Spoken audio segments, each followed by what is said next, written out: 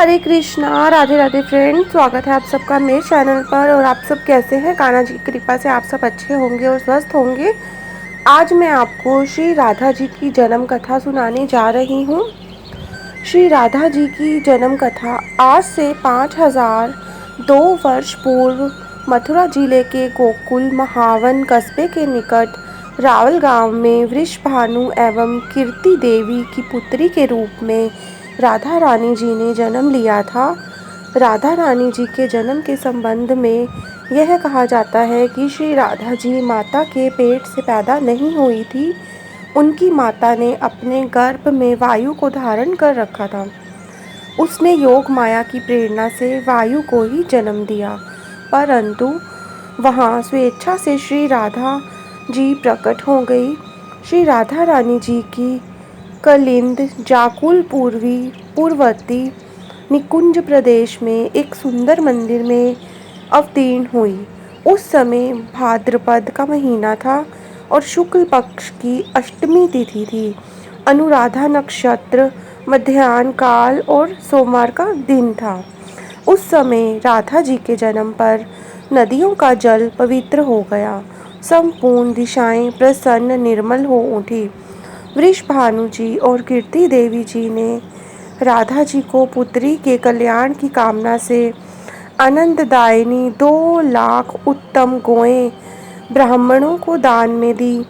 ऐसा भी कहा जाता है कि एक दिन जब वृषभानु जी एक सरोवर के पास से गुजर रहे थे, तब उन्हें एक बालिका कमल के फूल पर तैरती हुई मिली, जिसे उन्होंने पुत्री के रूप में अपना लिया।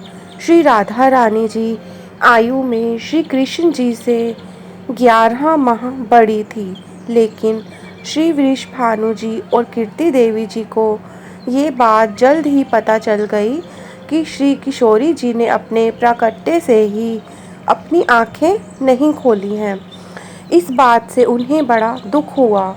कुछ समय पश्चात जब नंद महाराज जी पत्नी यशोदा जी गोकुल से अपने लाडले के साथ वृषभानु जी के घर आती हैं, तब वृषभानु जी और कीर्ति जी उनका स्वागत करती हैं।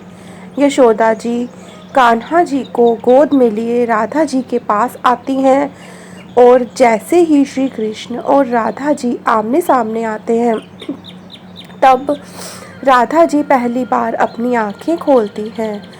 अपने प्राण प्रिय श्री कृष्ण जी को देखने के लिए वे एक टक कृष्ण जी को ही देखती हैं। अपनी प्राण प्रिय को अपने सामने एक सुंदर सी बालिका के रूप में देखकर श्री कृष्ण जी स्वयं बहुत आनंदित होते हैं, जिनके दर्शन बड़े बड़े देवताओं के लिए भी दुर्लभ हैं। तत्वज्ञ मनुष्य सैकड़ों जन्मों तक तप करने पर भी जिनकी झांकी नहीं पाते हैं, वे ही श्री राधिका जी जब वृषभानु जी के यहाँ साकार रूप से प्रकट हुई और गोप ललनाएं जब उनका पालन करने लगी, स्वर्ण जड़ित और सुंदर रत्नों से रचित चंदन चर्चित पालने में उनकी सेवा में तत्पर हो गए।